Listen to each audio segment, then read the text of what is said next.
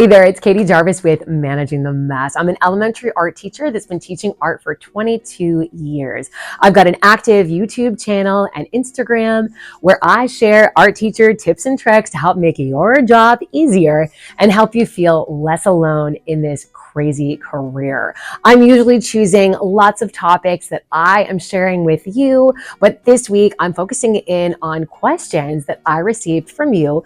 And I've broken this down into two parts. So there's a part one that I've already posted on YouTube, and this is a part two of some more questions that I got. I did get so many questions that they didn't fit into these two videos, so I'll be definitely doing this again. If you would like your question to be featured, make sure you leave a comment down below or reach out to me over on Instagram with any questions that you have or topics that you'd like to see me talk about. I've picked up a lot of new subscribers lately, people that are switching careers and becoming art teachers, people that are just graduating as brand new art teachers, and it's really exciting. Many ask questions about organizing and storing artwork. It's something that's really overwhelming. I have a whole video on how I manage the artwork, but I mostly talk in that video, and I'll link it down below, about 2D artwork. So someone was asking, what do you do with the 3D artwork? I am ridiculously spoiled, and I have a huge art room. I have a gigantic storage closet. I also have a kiln room. We do have another art teacher, so I have a whole nother art room that I can use. If I want to put stuff in there, they're only here part-time, so I can use that space as well. For my 3D work, a lot of times it's in big Rubbermaid tubs, and the students just put projects in there, and I'm able to store it in the closet. Yes, my closet is a disaster, but it all fits in there. When I've been in other classrooms that had a lot less storage, one of my secrets was I would store 3D artwork above the cabinet. So if we had, a bucket that's filled with weaving looms or something, it was just popping up there. If we had our clay projects, they were in smaller containers and we put them up there. I also would store things underneath, like desk and tables that were sort of pushed up against the wall. I made tablecloths out of material that you would use for like an outdoor tablecloth. It went all the way to the floor, so you couldn't see all the junk that was underneath my tables. Kind of was my like art buffet table where students would go and get supplies from, and it would be completely covered, so you couldn't see what was stored underneath.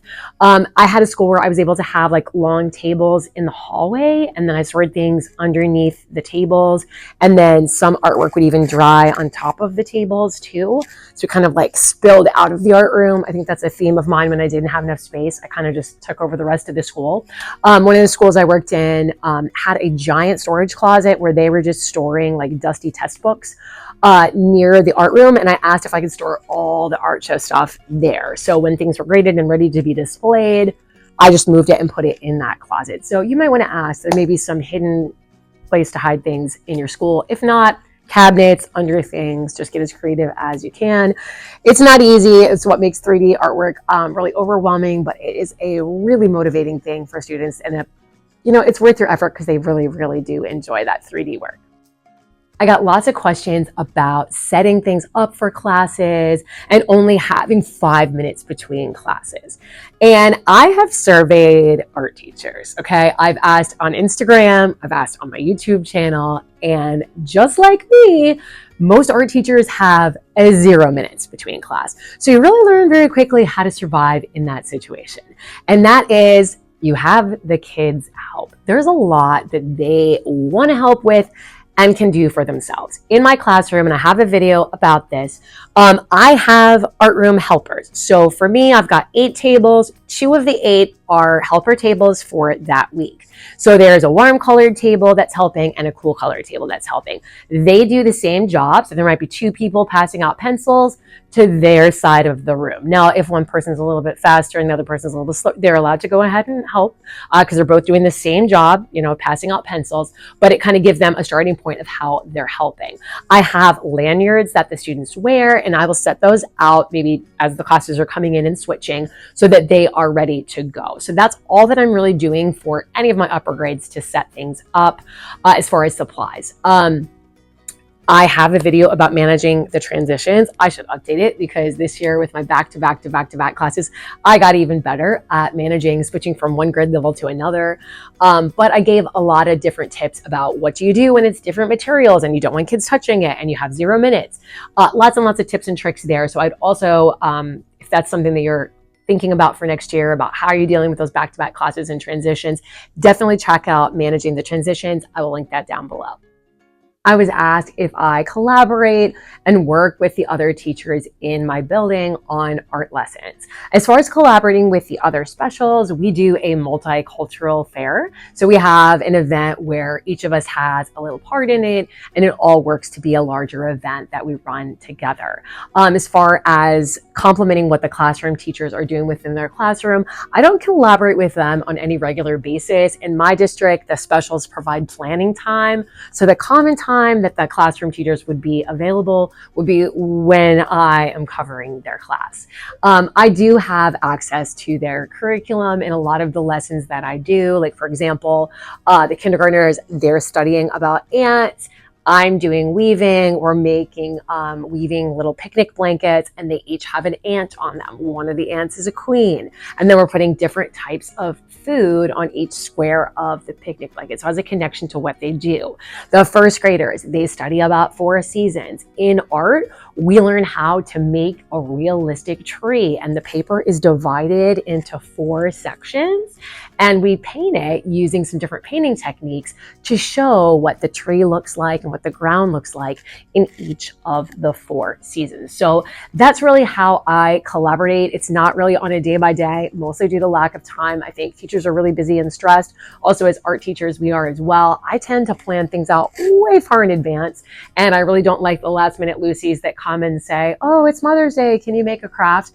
I just don't, for me, subscribe to that. I'm way too organized to be thinking about something or dropping everything in my life to make something for a particular holiday or event. I really only do seasonal art as well, but I'm collaborating kind of in my own way and complementing what they do, but I'm not regularly meeting with either the specialist or the classroom teachers. It just doesn't work very well, unfortunately, with the time that I have in my position. I got many questions about what curriculum I teach. The district that I work for is a really large district. We're right outside of Washington, D.C. We're probably like the 10th largest school district in America. We have our own curriculum and program of studies that we teach. So I don't subscribe to anything that I can recommend to you because I'm following what my district teaches. I also was asked where I get the inspiration for my lessons. My district just breaks things down that we have big ideas or themes for each grade level. And they're very broad. For kindergarten, it starts with self. For first grade, it kind of expands to family. For second grade, it goes to community. Third grade, we're adding in culture. Fourth grade, we are talking about time. So that could be things from the past or the future or the present. In fifth grade, we're talking about globalization and the wider world and its connections. And in sixth grade, it kind of circles back to what kindergarten does, that we're talking about identity. So a lot of the lessons that you see me share do fall underneath those themes. I was asked about like how I pick and where I find my projects from for those things.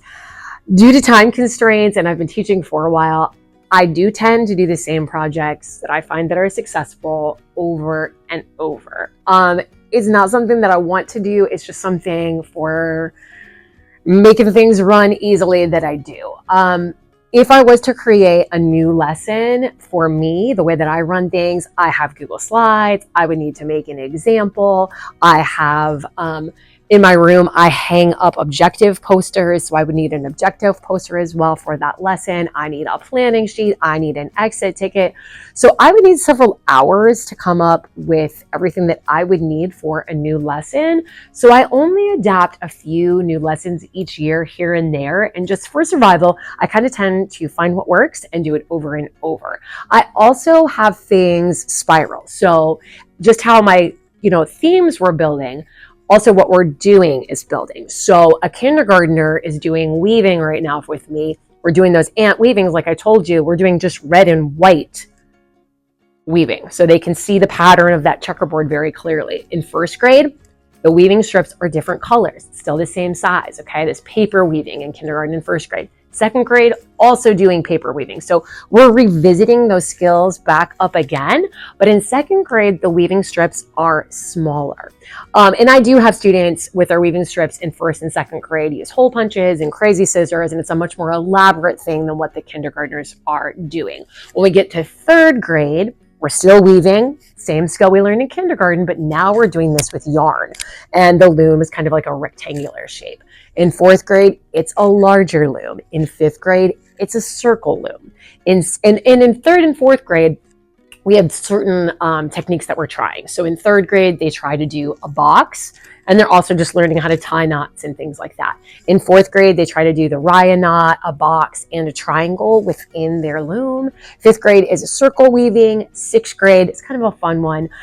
We do the llama weaving loom, where it's just like a cardboard llama that's cut out, and it's a smaller loom that they can work on. So they get to do weaving, which they love, but it's in a really easily accessible way. I think whatever grade level is your top grade level, giving them things where they can be easily successful, where they only have to put in like a little bit of effort, but then it looks like really cool, and they don't feel like they're going to fail or that things are too hard for them, really helps. So I definitely save my coolest projects, most fun, motivating things for my sixth graders, and it progressively gets that way through sixth grade. So probably the harder projects are coming first, and then we're moving to some things that are super duper fun and motivating that they have to look forward to at the end of the school year. I got a number of questions about motivating students to get into their art making, to make better quality artwork. Especially, and this is what I'm going to focus on with my answer, because this is my grade level that like is the one, the upper grade that you teach. So if fifth grade is the highest level that you teach, for me, I teach elementary, but sixth grade is the highest level that I teach. So thinking about those sixth graders, they get the best projects. I just save it for them, okay? I know it's going to be my toughest customers. They get the best, most motivating, most exciting projects. If I'm going to do something new and exciting that I found somewhere, it's going to sixth grade, okay?